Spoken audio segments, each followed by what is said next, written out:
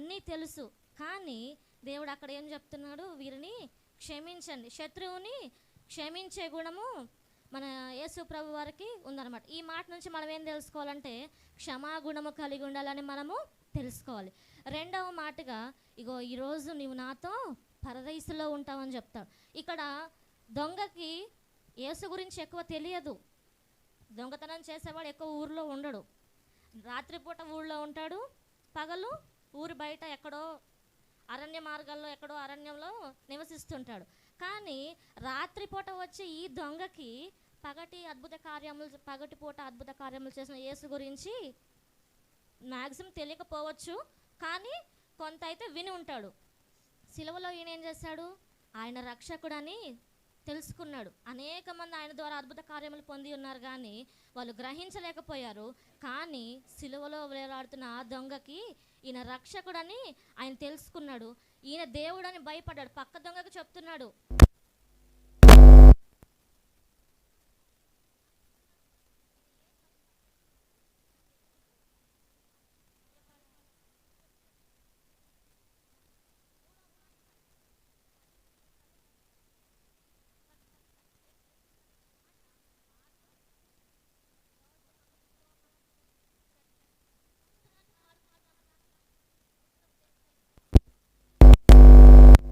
ఉన్నప్పుడు ఎన్నో బాధలు శోధనలు ఎదురైనప్పటికీ ఆయన పొందుతున్నప్పటికీ కూడా ఆయన ఏం చేశాడంటే సిలువలో ఉన్న తల్లిని మర్చిపోలేదు. అక్కడ తన బాధ్యతను నెరవేర్చాడు.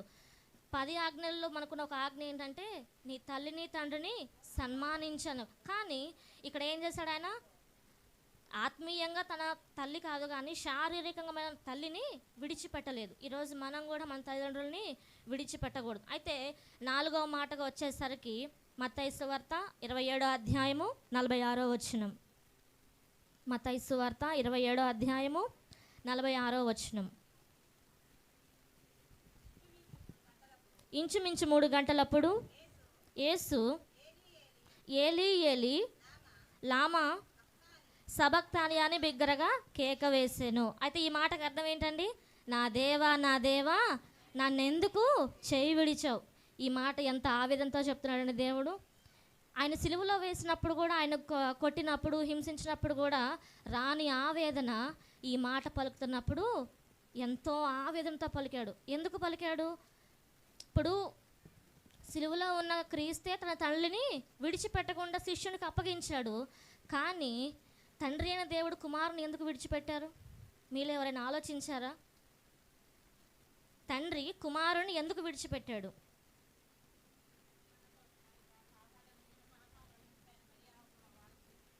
మన పాపముల కొరకు ఆయన బలియాగం అవ్వాలి కాబట్టి తండ్రి ఏం చేశాడు, విడిచిపెట్టాడు. అయితే మనం ఫస్ట్ నుంచి మనం తెలుసుకోవాల్సింది ఏంటంటే, ఒక స్త్రీ పురుషుని కలయిక ద్వారా పుట్టిన కుమారుడు యేసుక్రీస్తు కాదు, పరిశుద్ధాత్మ అన్న వరము ద్వారా ఆయన కలిగిన పుత్రుడు అనమాట.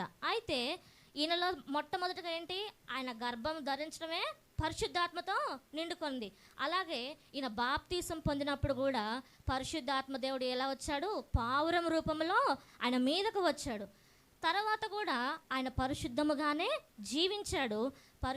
పరిశుద్ధాత్మ ద్వారాగానే అనేకమైన అద్భుత కార్యములు జనుల పట్ల జరిగించాడు.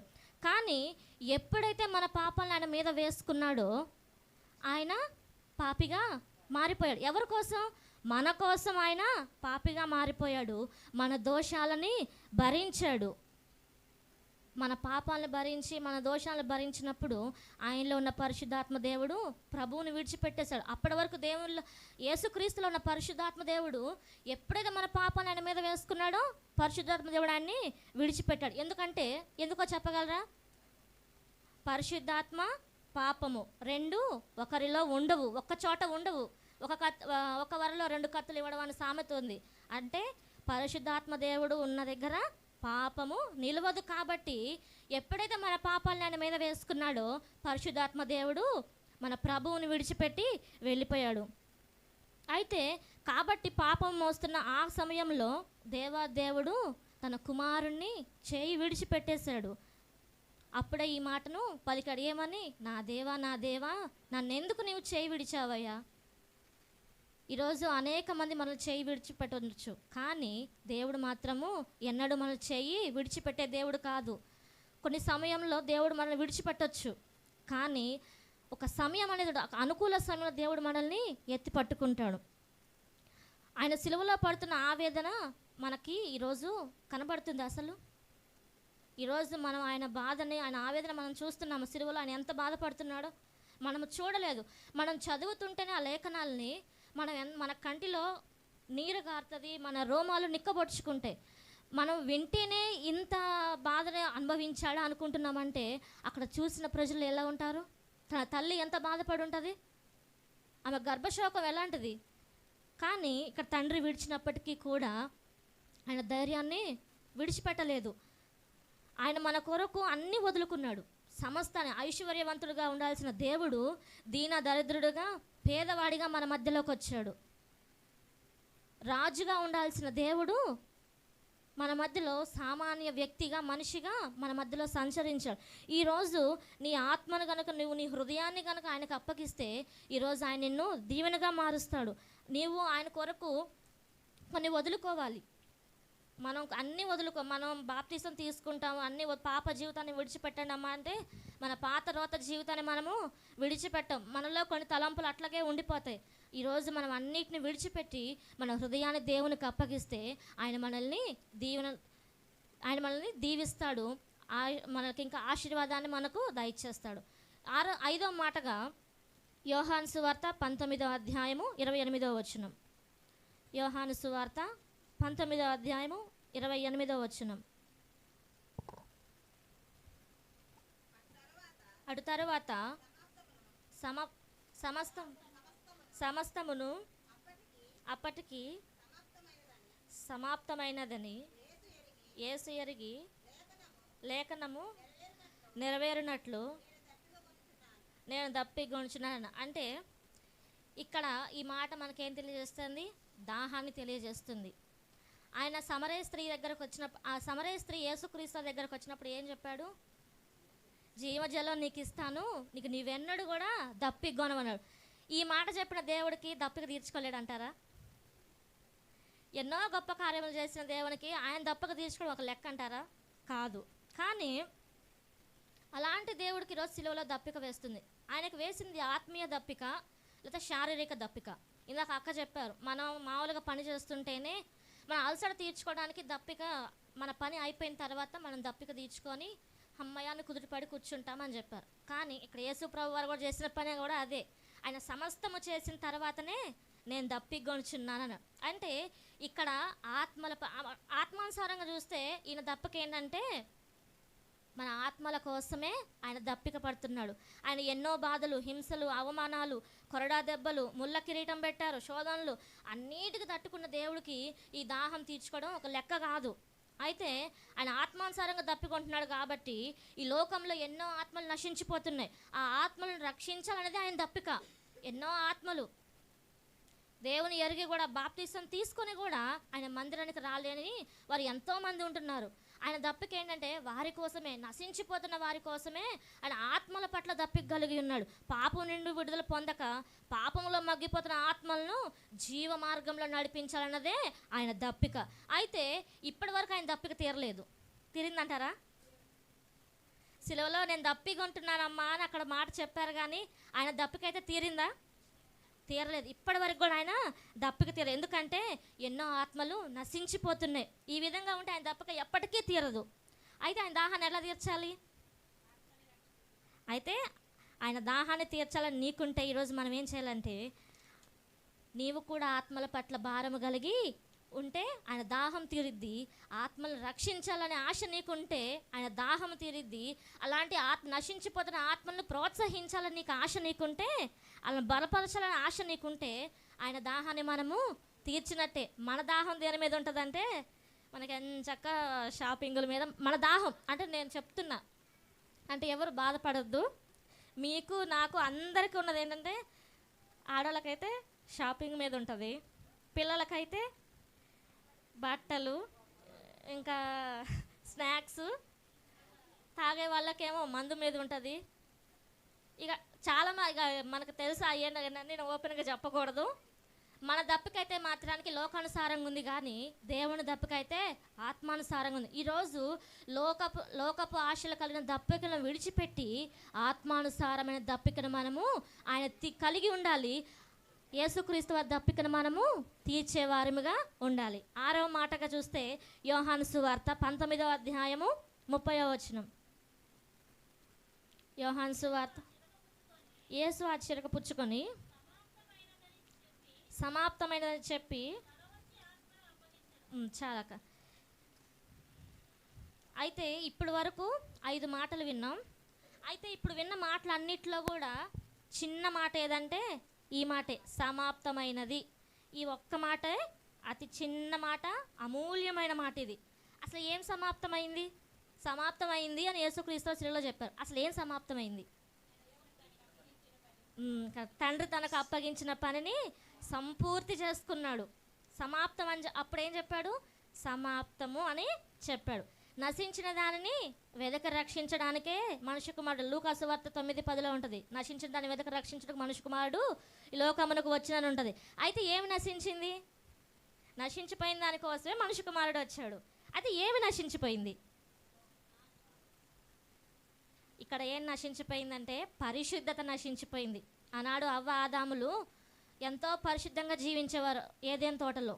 ఎప్పుడైతే అపవాది వచ్చి వారిని శోధించి మాట్లాడిందో, ఎప్పుడైతే పండును తిన్నారో పరిశుద్ధతని పోగొట్టుకొని ఏదైనా నుంచి వెలివేయబడ్డారు, పాపాన్ని తెచ్చుకున్నారు.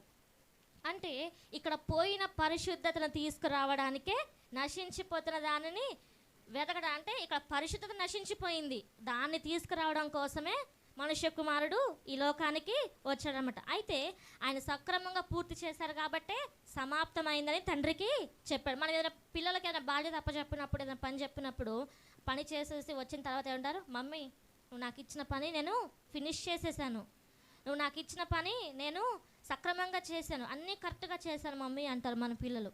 అలాగే ఈ కుమారుడు కూడా తన తండ్రికి ఏం చెప్తున్నాడంటే, నీవు నాకు ఇచ్చిన పనిని నేను సక్రమంగా చేసి సమాప్తం చేశానని చెప్పేసి సమాప్తమైందని తన తండ్రికి చెప్తున్నాడు. ఈ పని ముగించడంలో ఆయనకి ఎన్నో శోధనలు ఎదురైనాయి, ఎన్నో బాధలు, ఎన్నో హింసలు, ఎన్నో ఆటంకాలు ఎదురైనప్పటికీ కూడా వాటన్నిటిని జయం చేసి తనకిచ్చిన పనిని విజయం పొందుకున్నాడు. అయితే ఇదే విధంగా మనం కూడా ఆయన యొక్క పనిని మనము చేసేవారముగా ఉండాలి. ఆయన నామాన్ని ప్రచురం చేయాలి, ఆయన నామాన్ని గణపరచాలి. ఈ క్రమంలో మనకు ఎన్నో శోధనలు, ఆటంకాలు వస్తాయి. వాటిని జయించి దేవుని పని మనము పూర్తి చేయాలి. మనం ఒక పని మొదలు పెడుతున్నామంటే పని కంటే ముందు ఎక్కువ ఆటంకాలే వస్తాయి, ఎన్నో శోధనలే వస్తాయి. కానీ యేసుక్రీస్తు వారు ఏం చేశారు? తనకు వచ్చిన శోధనలన్నిటిని కూడా జయించారు. ఈరోజు మనము కూడా ఆయన సువార్త పనిలో మనం ముందుకు వెళ్తున్నప్పుడు ఎన్నో శోధనలు, ఎన్నో ఆటంకాలు, ఎన్నో అవరోధాలు మనకు ఎదురవుతుంటాయి. మనం వాటిని అన్నిటిని జయించి మన పనిని మనము పూర్తి చేసుకోవాలి. మన జీవితం ముగించబోయేసరికి ఆయన మనకిచ్చిన పనిని మనము పూర్తి చేసి ఆయన ఆజ్ఞలు మనము పాటించాలి. ఆఖరిగా 7వ మాట చూసుకుందాం. లూకా సువార్త 23వ అధ్యాయము 46వ వచనం.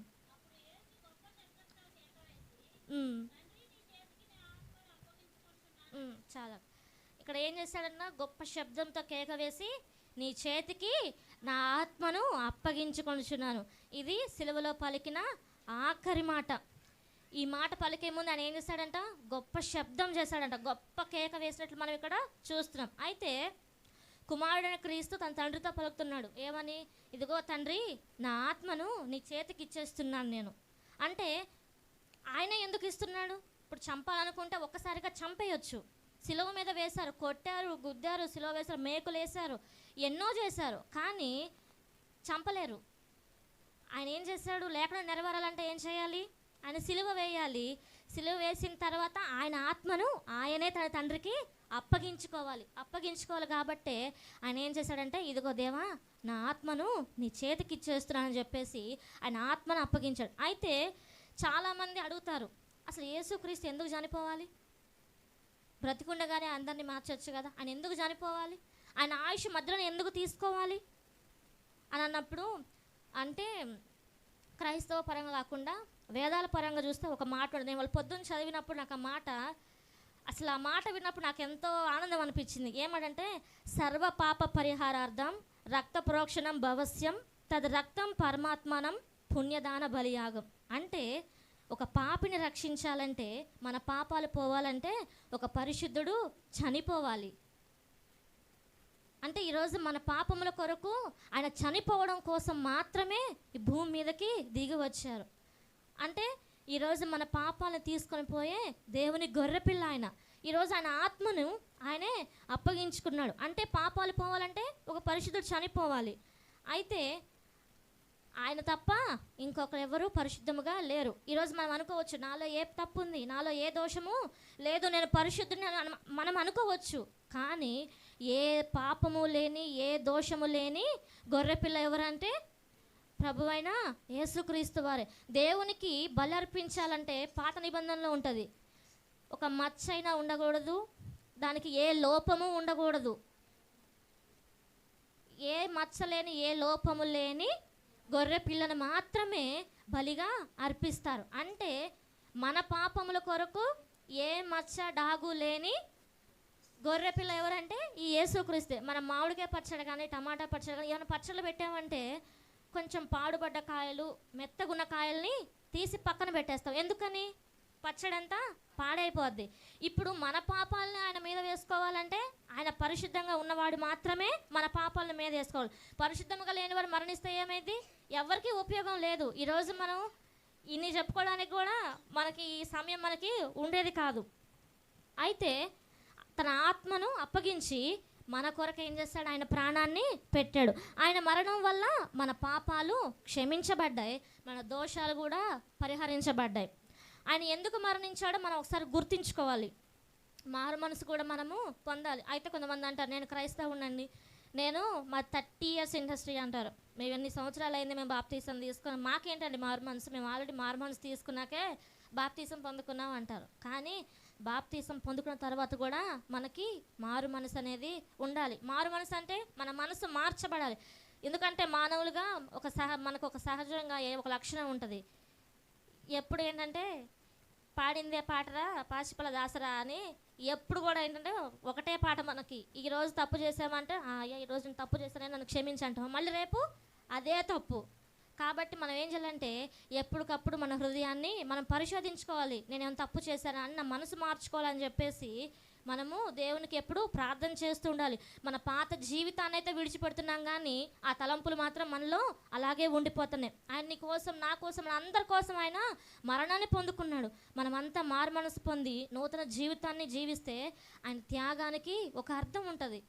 ఈరోజు ఆయన మన కోసం మరణించాడంటే, ఈరోజు మనం ఇట్లా చేస్తున్నామంటే ఆయన మరణానికి విలువ లేదు. విలువలేని జీవితాన్ని మనం ఆయనకి ఆయన మరణానికి మనం ఎటువంటి విలువలేని వారిముగా ఉంటున్నాం, విలువ ఇవ్వని వారిముగా మనం ఉంటున్నాం. కానీ ఈరోజు మనం ఎప్పుడైతే మన పాత జీవితాన్ని విడిచిపెట్టి నూతనంగా మనసు మార్చుకుంటామో అప్పుడే ఆయన మరణానికి మనకు ఒక విలువ ఇచ్చినట్టుగా ఉంటుందన్నమాట. అయితే ఈ దినమే మనం కూడా చనిపోయే క్రీస్తు నామంలో మరలా బ్రతకాలి.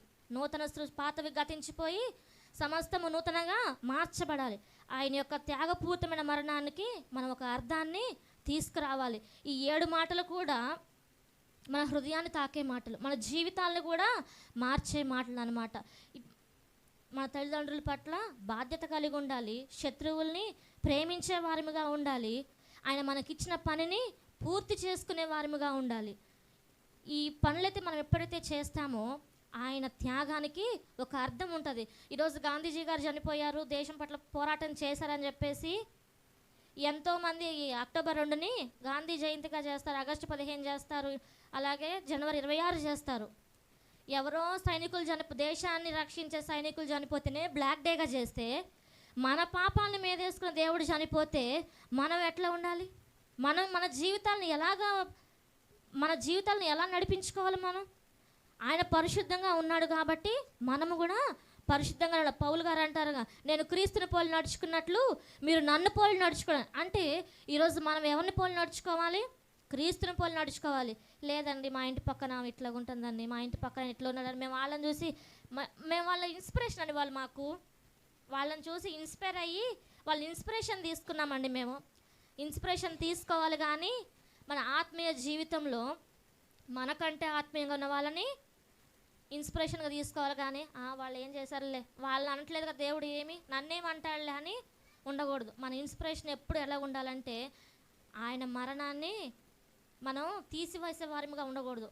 మన భక్తి, మన పరిశుద్ధత ఆయన విలువను పెంచేదిగా ఉండాలి. ఇట్టి మాటలు దేవుడు మన వెనుకల్లో దీవించునుగాక.